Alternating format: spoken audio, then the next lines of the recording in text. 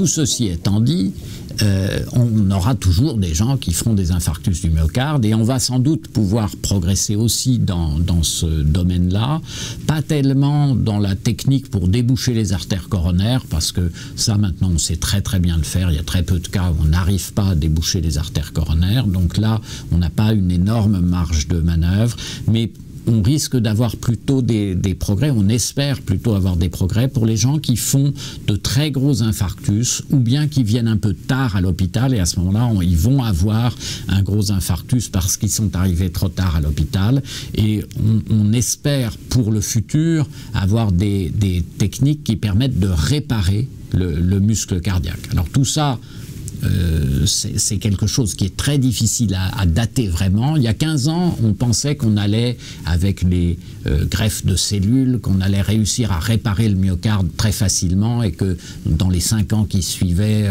on aurait des résultats spectaculaires. Ça n'a pas été le cas. La médecine est souvent plus complexe que ce que pensent les médecins.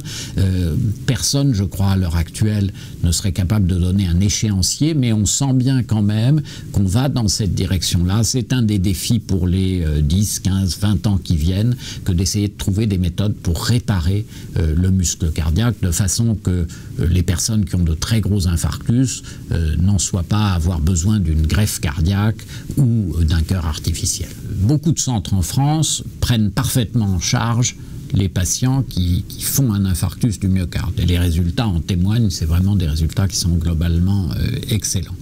Et puis, par ailleurs, il y a des centres qui ont plus une vocation de recherche et qui vont travailler sur ces problématiques de réparation cellulaire, de cellules souches, etc.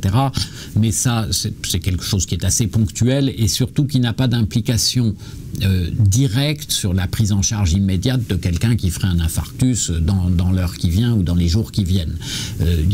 C'est pas forcément les meilleurs centres en recherche qui seront les centres qui auront le plus de moyens pour traiter les patients. Il n'y a pas forcément un parallèle complet entre la recherche d'un côté et les soins cliniques de l'autre.